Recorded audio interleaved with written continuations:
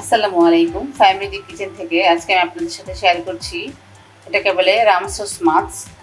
আপনারা কি বলেন আমি জানি না, আমি বলি রামসোস মাছ।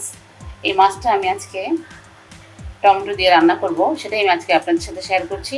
মাছটাকে আমি হলুদ মরিচ এবং লবণ দিয়ে মাখিয়ে প্রথমে হালকা ভেজে নিয়ে তারপর এখন যে নতুন টমেটো ধনেপাতা পাওয়া যায় তা সেটা দিয়ে আমি দো পেঁয়াজা করব, সেটাই আমি আপনাদের সাথে শেয়ার করছি।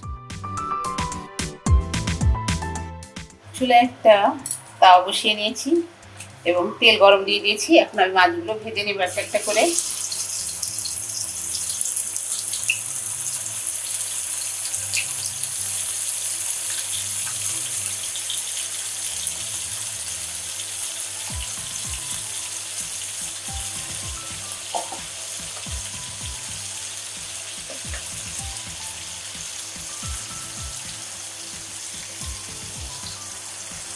এই মাছটা যদি আপনারা না খেয়ে থাকেন তাহলে বাজার থেকে কিনে এনে একবার ভুনা করে খেয়েই দেখবেন। রামসোস মাছ আপনারা কি নামে চেনেন আমি জানি না, কিন্তু আমরা রামসোস নামেই চিনি। দেখতে ছোট ছোট পোয়া মাছের মতো, লম্বা লম্বা লাল লাল দাঁড়িয়ে আছে, সেজন্য তাকে বলে রামসোস। মাছটা ভাজা হয়ে গেছে, আমি উঠিয়ে নিলাম। আমি চুলায় অন্য একটা কড়াই বসিয়ে নিয়েছি, সেখানে আমি দিয়ে দিব এই যে ভেজে রাখা মাছে যে তেল আছে সেই তেলটার সাথে আরেকটু পরিমাণ তেল দিয়ে দিচ্ছি, অল্প, যেহেতু মাছ কম।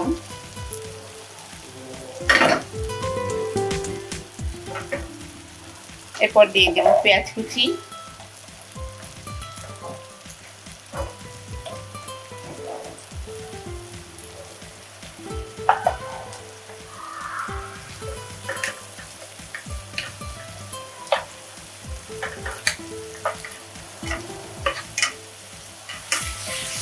রসুনটা একটু হালকা তেলে ভেজে নিয়ে দিয়ে দেব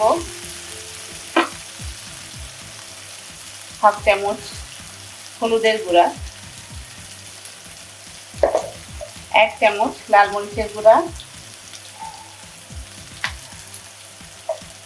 এবং হাফ চামচ ধনিয়ার গুঁড়া।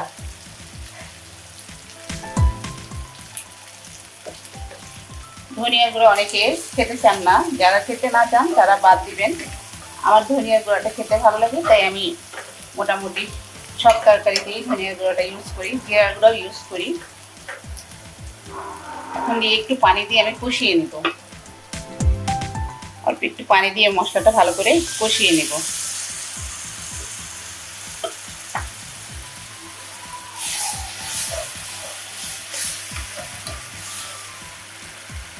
এবং দিয়ে দিচ্ছি পরিমাণ মতো লবণ,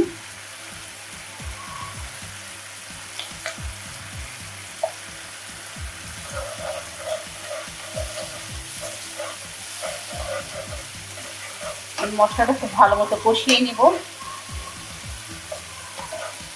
এরপর আমি দিয়ে দেবো এখানে টমেটো,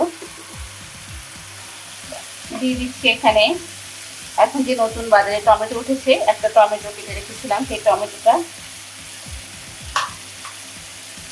একটু মশলার সাথে কষিয়ে নিয়ে এরপর আমি একটু অল্প পরিমাণে ঝোল দিয়ে মাছটা দিয়ে দিব। এই মাছটা খুবই নরম, বেশি ঝোল দেওয়া যাবে না, অল্প একটু ঝোল দিয়ে। আর মাছটা আমি ভেজে নিয়েছি একটু, আর এটা আমি মাখা মাখা করে রাখবো, সেজন্য ঝোলের পরিমাণটা বুঝে দিতে হবে। টমেটোটা একটু কষানো হয়ে গেলে আমি ঝোল দিয়ে দিব, পানি দিয়ে দেব। আমি ঢেকে দিলাম, 2 মিনিট কষিয়ে এরপর আমি পানি দিয়ে দেব।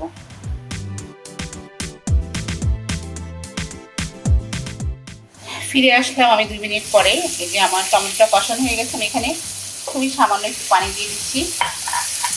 পানিটা ফুটে উঠলেই আমি মাছটা দিয়ে দিব। আমি যদিও গরম পানি দিয়ে দিয়েছি, ঝোলটা গরম পানি, ফুটে উঠতে সময় লাগবে না। তারপর আমি এটা ঢেকে দিচ্ছি, ফুটে উঠলে আমি মাছটা দিয়ে দেব। আর ঝোলটা ফুটে উঠেছে, এখন আমি এখানে মাছগুলো দিয়ে দিব। মাছটা খুবই নরম, তাই আস্তে আস্তে মাছগুলো আমি একটা একটা করে দিয়ে দিচ্ছি।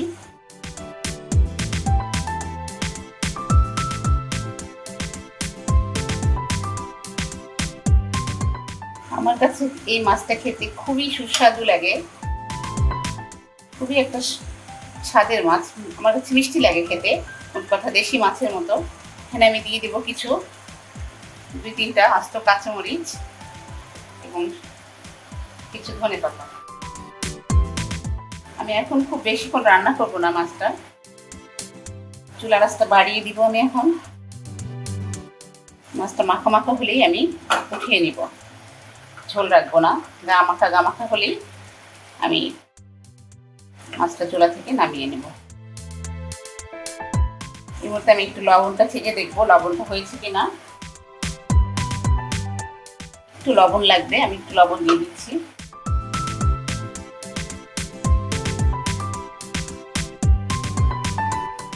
হয়ে গেছে আমার সুস্বাদু রামসোস মাছের দো পেঁয়াজা টমেটো দিয়ে। এটা আমি এখন চুলা থেকে নামিয়ে পরিবেশন করব। হয়ে গেল আমার সুস্বাদু রামসোস মাছের দো পেঁয়াজা টমেটো দিয়ে। আপনারাও বাজার থেকে এরকম মাছ নিয়ে রান্না করে এভাবে খেতে পারেন যদি আপনাদের ভালো লাগে। আর আমার রান্না যদি আপনাদের ভালো লাগে তাহলে অবশ্যই আমার রান্না একটা শেয়ার দিবেন এবং আমার পেজটাকে ফলো করে আমার সাথে থাকবেন। এতক্ষণ আমার সাথে থাকার জন্য আপনাদেরকে অনেক ধন্যবাদ। আসসালামু আলাইকুম।